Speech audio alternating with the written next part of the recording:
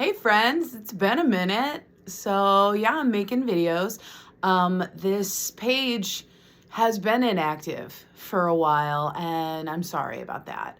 I am sorry because I enjoy making these videos. I enjoy talking about supporting women, and I am a verbal processor. I talk to think. But then I also think before I'm allowed to talk, and the intersection of ADHD and autism for me has really created a lot of cognitive dissonance. And that's why I feel like it's so important to have these conversations, because I know for a fact that I'm not the only one. As I move through this life and interact with people, and I see these maladaptive coping strategies that they have developed to support themselves in ways that just are so negatively impactful. And the one that I want to focus on right now is shame. Because unfortunately for women, there's a lot of it.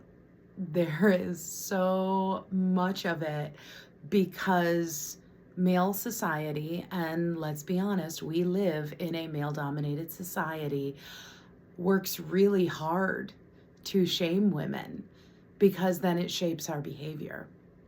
Because if we are embarrassed to have a period, yeah, we all have periods. That's what keeps the species going.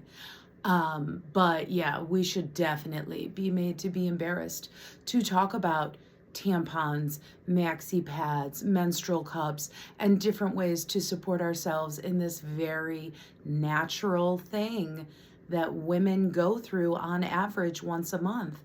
And then support the women who don't have the average experience. Why do you have to experience PCOS to know about it? Experience endometriosis to know about it? Have a girlfriend who has it in order to learn about it? This is a significantly impactful condition, and yet it's not talked about. This could potentially impact half of the population, but it's not part of the vernacular. And those that do experience it, experience shame around it. How is that acceptable? Right. Male dominated world, and a man will never experience endometriosis, so why should we talk about it? Right.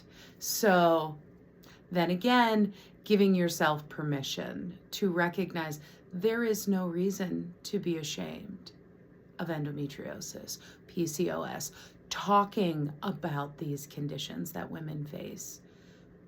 But yet we do.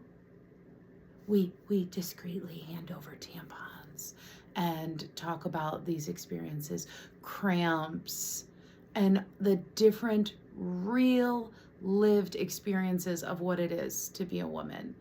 The idea of not knowing how to put makeup on, as you can see.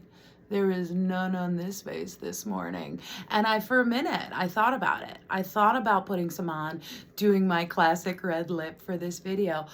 But when I realized I wanted to talk about shame today, I wanted to talk about how that was originally my primary motivation for the red lip. My primary thought was, I can't think of myself as attractive unless I put the full face of makeup on. For a long time, that was my lived experience.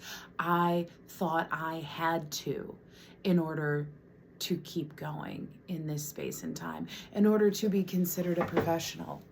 I have to have makeup on. I have to have a whole outfit put together. I have to have these thoughts and feelings. And the reality is, no, you don't. You really, really don't.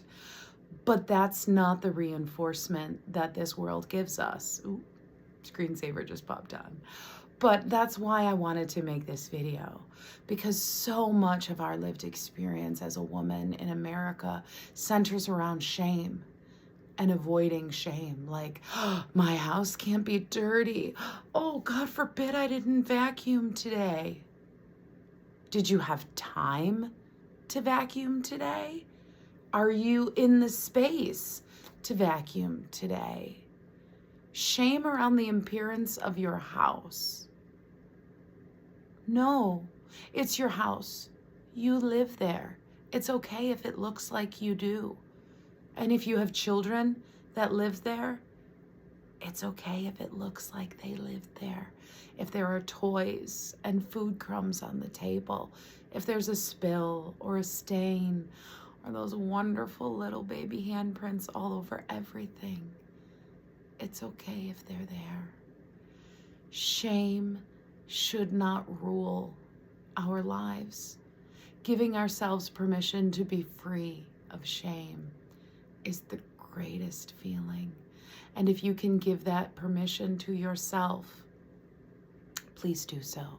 If you need someone else to give it to you, I'm giving it to you. Be free. There is no shame. There is no shame in just trying to live your best life. You can do this. Keep going.